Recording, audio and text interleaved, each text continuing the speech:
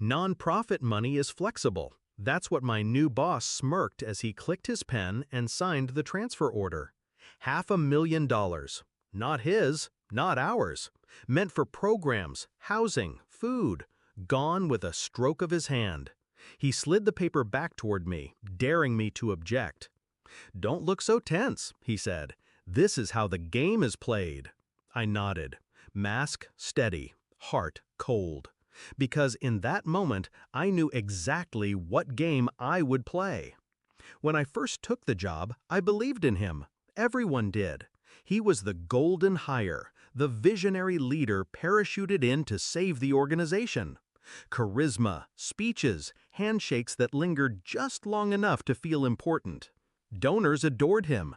Staff obeyed him. And me? I was grateful. He noticed me, promoted me quickly, said I had potential. But attention can be a leash, and soon I saw what hid behind the charm. Trips logged as outreach that were nothing more than vacations. Contractors who were also his cousins. Checks written to shell companies that dissolved after cashing. At first, I told myself it was stress, that maybe he was cutting corners, not committing crimes. But lies rot fast.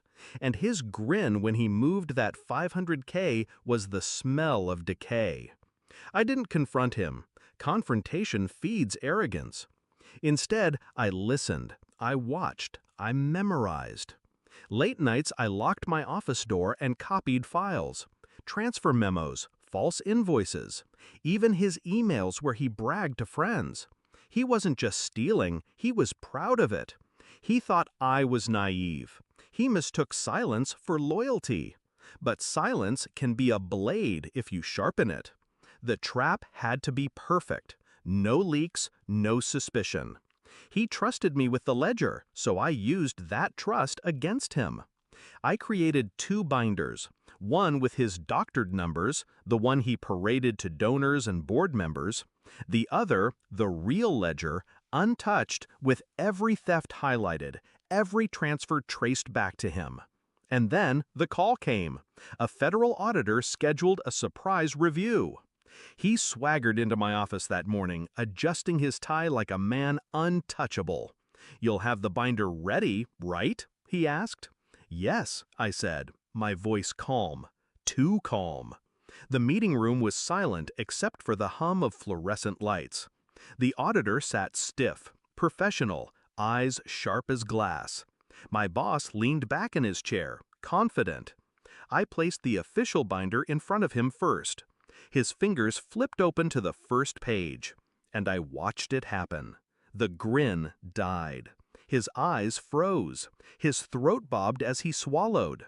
Because staring back at him wasn't the polished fiction he'd built, it was the truth. The transfers, the shell companies, the signatures, all in his handwriting, every crime laid bare. He looked at me then. For the first time, his mask cracked. Fear flickered through the cracks. I tilted my head slightly, just enough for him to understand I did this. He stammered, trying to explain, This isn't the right," but the auditor cut him off. "It's the one you signed for, correct?" Cornered, trapped. His own pen, his own arrogance, now evidence against him. They escorted him out 2 hours later. No grand speech, no dramatic denial, just silence and the shuffle of polished shoes down a sterile hallway.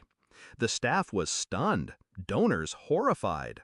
His empire collapsed in a single afternoon, not because I shouted, not because I fought, because I timed the silence perfectly. Later, someone asked me why I didn't warn him, why I didn't try to save him. I said nothing. Because how do you explain betrayal like his? He didn't just steal money, he stole hope. He stole food from children, beds from the homeless, medicine from those who needed it most. And he thought no one would notice. He thought I would protect him. But here's what he never understood. Loyalty isn't blind. It sees, it records, it waits. And when the moment is right, it cuts. I still keep that first page of the ledger framed in my office, not as a trophy, as a reminder. The day his grin melted was the day I learned the sharpest revenge isn't fury, it's precision, and mine was flawless.